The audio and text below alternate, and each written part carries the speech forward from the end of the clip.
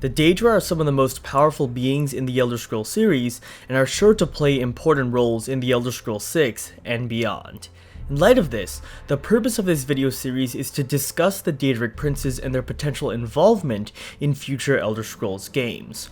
For a more in-depth explanation of this series, I suggest checking out episodes 1 and 2, where I explain my criteria for evaluating each prince, assigning importance scores, and other things. But regardless, in today's episode I'll be covering the Daedric princes Nocturnal and Vaermina.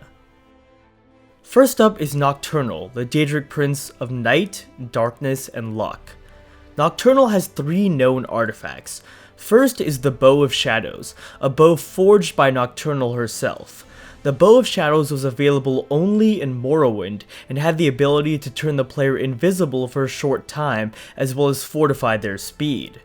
I wouldn't say the Bow of Shadows reappearing is particularly likely, but if it did return, it would probably grant some sort of sneaking related bonus, as it did in Morrowind. The second artifact of Nocturnal is the Grey Cowl of Nocturnal. According to legend, this cowl belonged to Nocturnal herself, but was stolen by a master thief, who became the first Grandmaster of the Thieves Guild. From then on, the Grey Cowl was used to pass down the title of Grandmaster from current master to successor.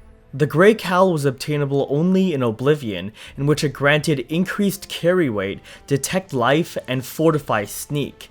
If the cowl were to return, it would likely grant similar bonuses in future games. Given how important the Grey Cowl is to the history of the Thieves Guild, I believe it will reappear in a future game. Bethesda bringing back the cowl would be a good nod to Oblivion, and an opportunity to delve deeper into Thieves Guild history. The third artifact of Nocturnal is the Skeleton Key.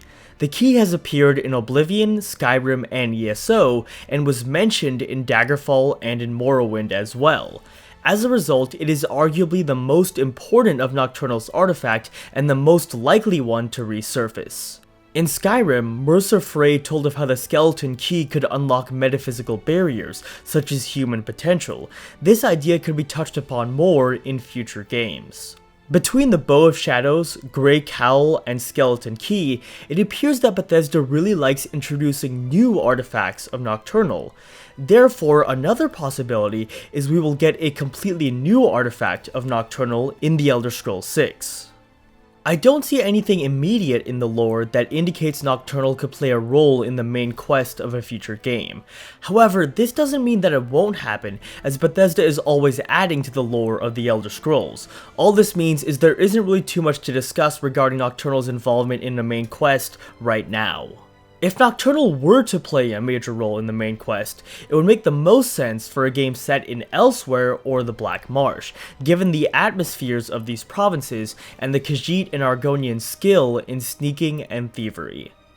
Nocturnal is patron of the Thieves Guild, meaning she is inherently tied to one of the most important factions in the Elder Scrolls. This means Nocturnal is guaranteed to play a significant role in the Thieves Guild storyline for future games. How exactly Nocturnal will be involved is up for debate. Perhaps it will involve the current guild's worship or lack of worship of Nocturnal, since as we saw in Skyrim, the guild's success is directly tied to their relationship with Nocturnal.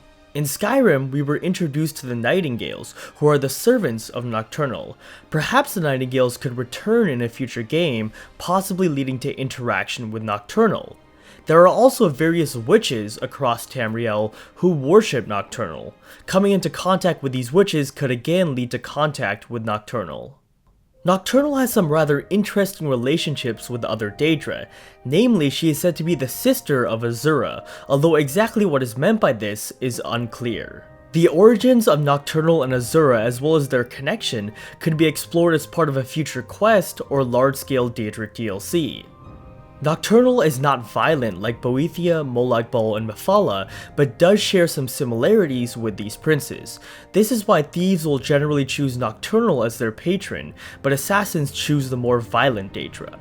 In the future, there could be some sort of conflict between thieves and assassins because of the deities they worship, which could bring Nocturnal and the other Daedric princes into play. It's also possible that the mentioned Daedra could themselves initiate a conflict, perhaps due to a disagreement over their ways of doing things. Nocturnal's plane of Oblivion is the Evergloam. The Evergloam is very interesting and in my belief one of the best choices for large-scale quests or Daedric DLC. The main way to access the Evergloam is through the Ebonmere, a portal located in Skyrim.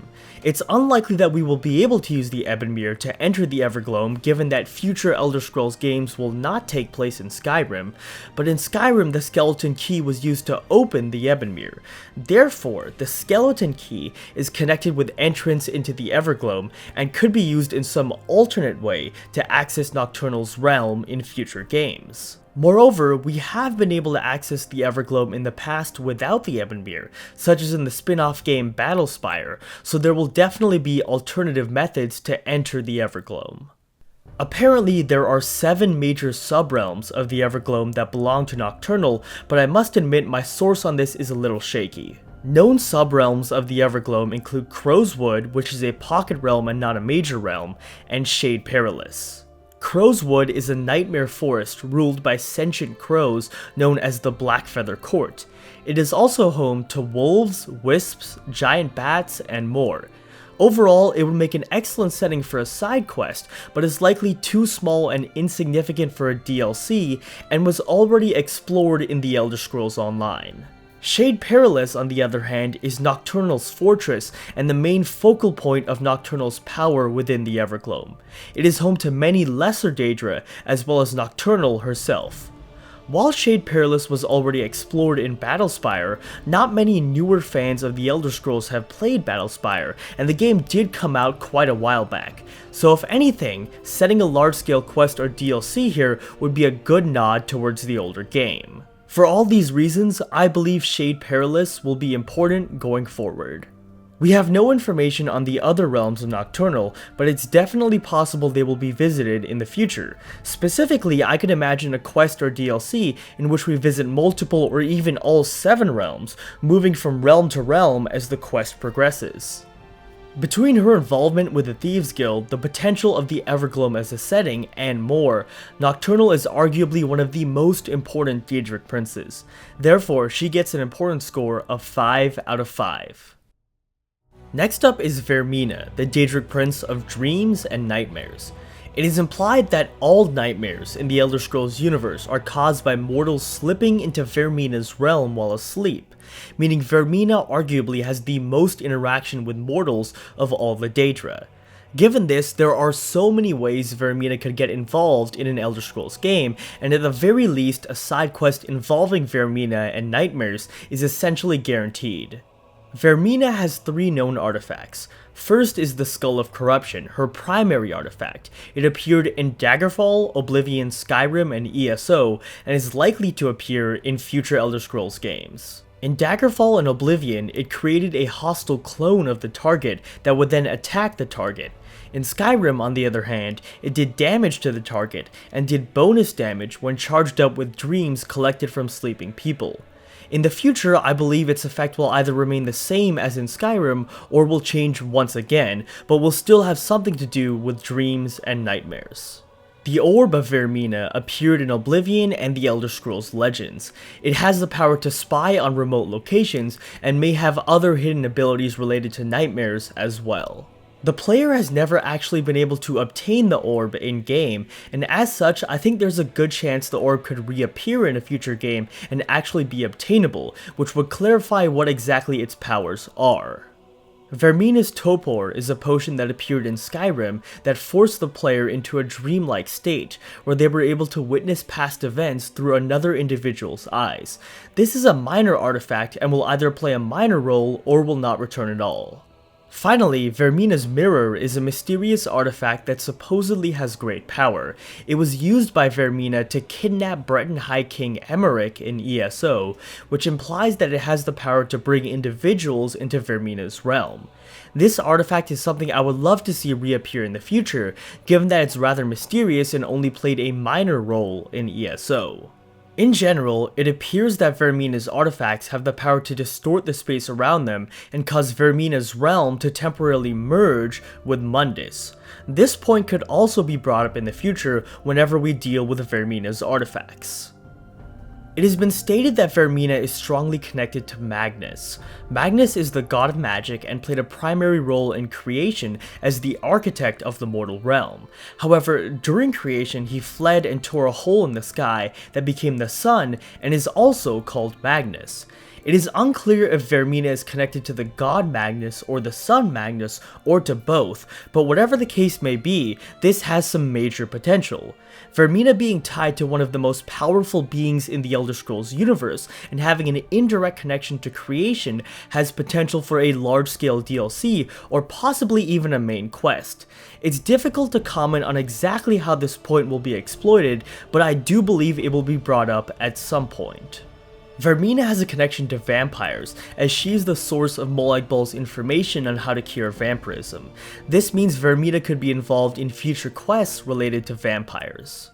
In the 16 Accords of Madness, Sheogorath and Vaermina have a competition in which Sheogorath tricks and defeats Vaermina. It's possible that this could lead to a future conflict between Sheogorath and Vaermina, and perhaps other Daedric princes could get involved. Vaermina has rewarded pocket realms to her worshippers in the past, and this could lead to some sort of minor quest involving Vaermina. Perhaps the player could even be rewarded with a small pocket realm in return for service to Vaermina. Vaermina's realm is Quagmire, a place of constant nightmare. In Quagmire, each time lightning strikes, reality shifts from one horrifying vision to another. This description of Quagmire has me both excited and a little skeptical. On the one hand, a constantly shifting realm could make for one of the most unique settings we've ever had, but on the other hand, the idea of a constantly shifting realm might be a bit awkward to explore.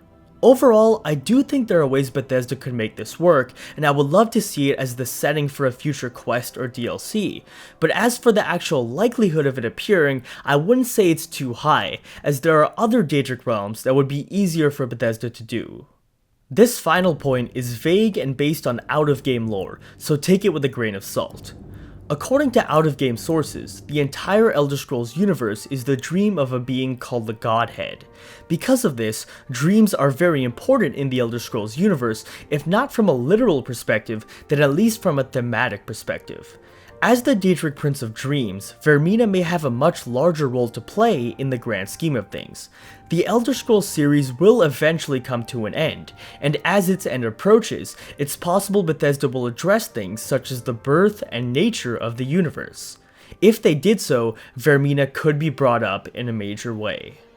Overall, Vaermina has a lot of potential given her constant interactions with mortals, connection to Magnus, very interesting realm, and more. Therefore, she gets an important score of 4 out of 5. Alright everyone, that's gonna do it for the video. I hope you all enjoyed, and if you did, be sure to drop me a like down below, and consider subscribing for more Elder Scrolls content in the future. Otherwise, enjoy the rest of your day, and I'll see you in my next video.